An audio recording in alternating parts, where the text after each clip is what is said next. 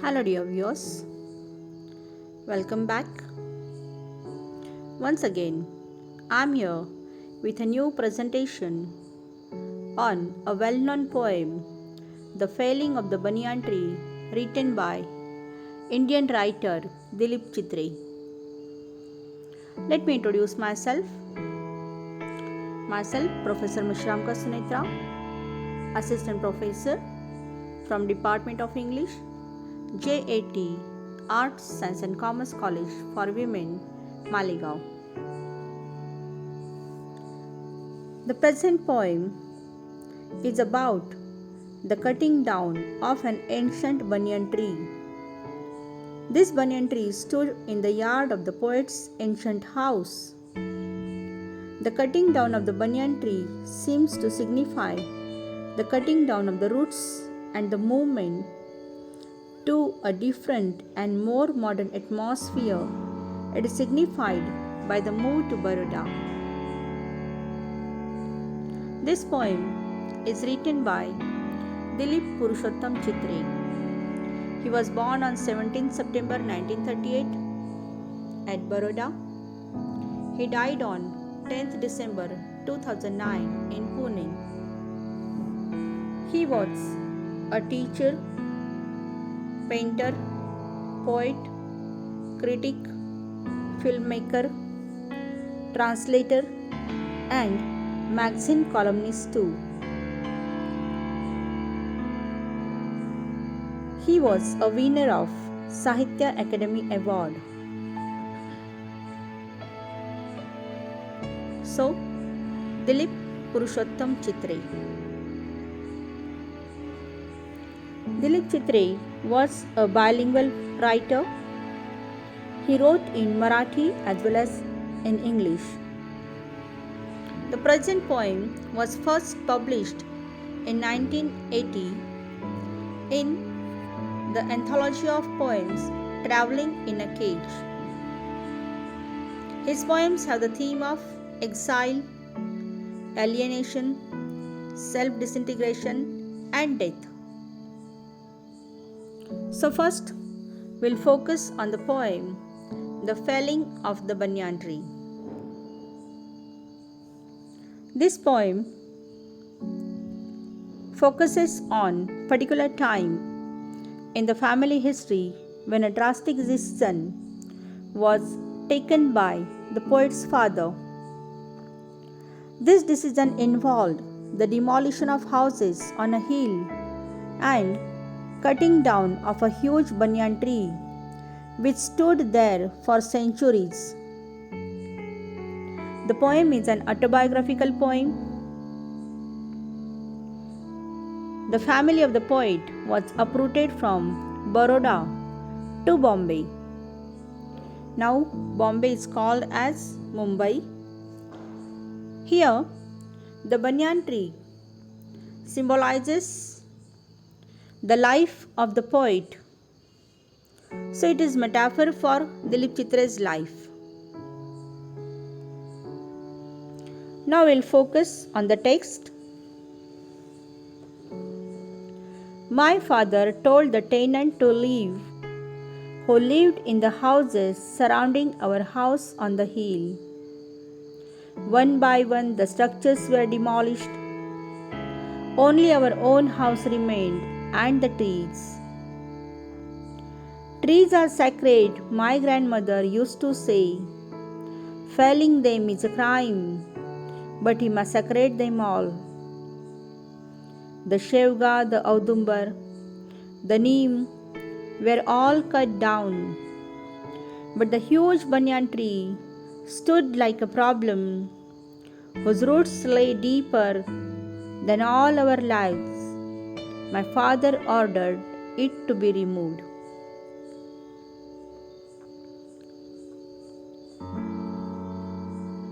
Here, in the very first line of this poem, we are told that the poet's father took a drastic decision. He ordered to demolish all the houses on the hill as well as the trees surrounding those houses. Now here, this poem explores a special time in the life of that sensitive poet. The roots of the family were torn out. Here we are informed that the decision was taken by the poet's father. There is no reason given for such drastic decision. We are not told why his father took this decision. Was it due to economical condition or some other problem? But no logical details are given. So here, masculine approach is represented by the poet's father, because in India we have patriarch system. On the other hand, feminine approach is represented by the poet's grandmother. She is the spokesperson for nature. She introduces a religious element which is based on tradition. She tells that to harm a tree is a crime. So, the poet's grandmother opposed the idea of cutting down the trees. But his father didn't pay any heed to her opposition, and he ordered to cut down all the trees. So here, one by one, the trees were cut down. Now in the next part, we are told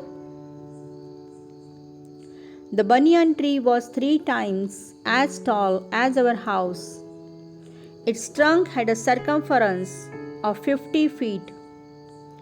Its scraggly aerial roots fell to the ground from 30 feet or more.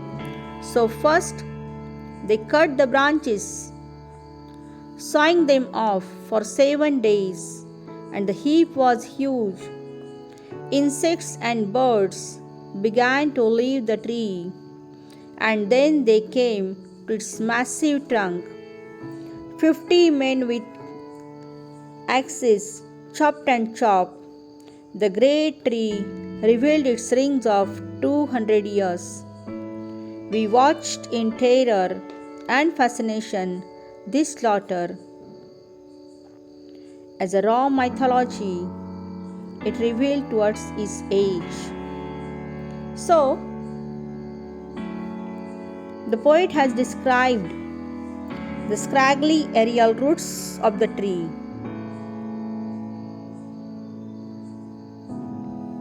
Now dear viewers, these are the aerial roots of a banyan tree.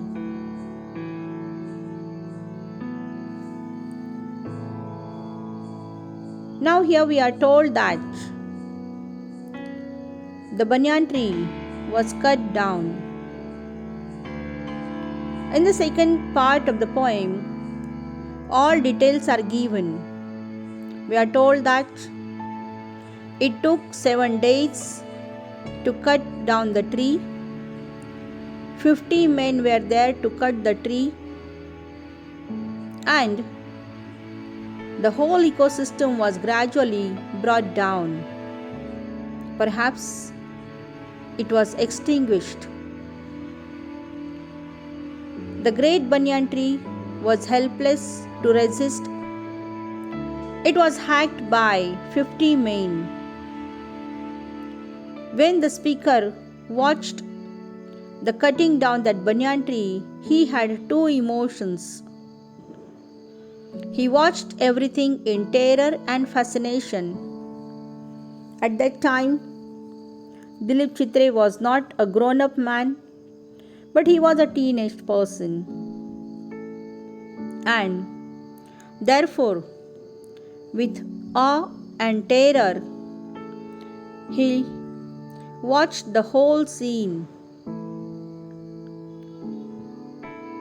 It was an awesome sight because the massive tree came crashing to the ground, revealing its rings and ancient history.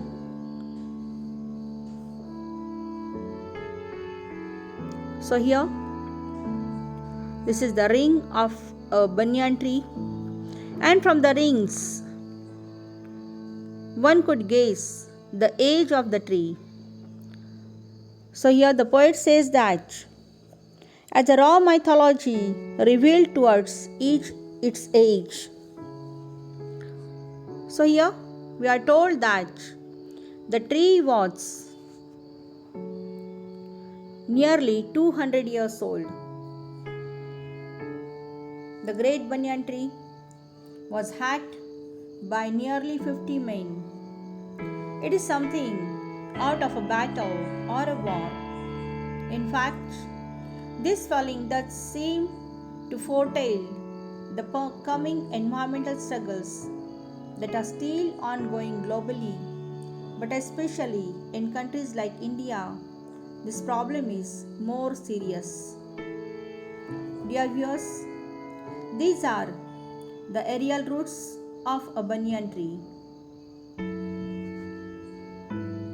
Now, in the last part of the poem, we are told that the poet says, soon afterwards we left Baroda for Bombay, where there are no trees except the one which grows and seethes in one stream, its aerial roots looking for ground to strike.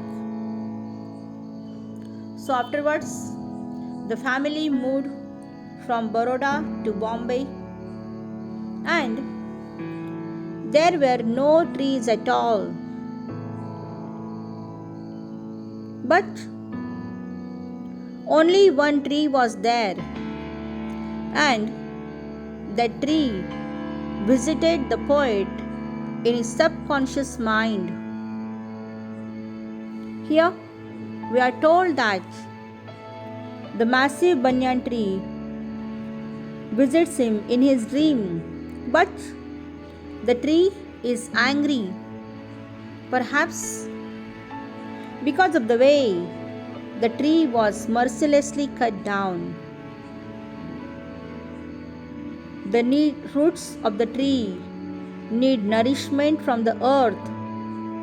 So, these roots are shown as searching for soil. They are searching for ground. So, this poem is a free verse poem. It has 3 stanzas or 3 parts. It has 25 lines, and the theme of the poem is uprootedness.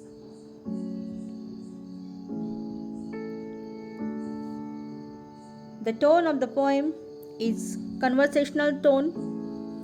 It seems as if the speaker is telling us the tale of banyan tree. So, the poem tells us about the short story of the banyan tree. The banyan tree is metaphor for Dilip Chitre's life or his family history. In cities, no one is quiet, but many are lonely. In the country, people are quiet, but few are lonely. Dear viewers, this quote is perfect. The country people are not lonely. They are quiet but not lonely because they are surrounded by their friends. They are surrounded by trees.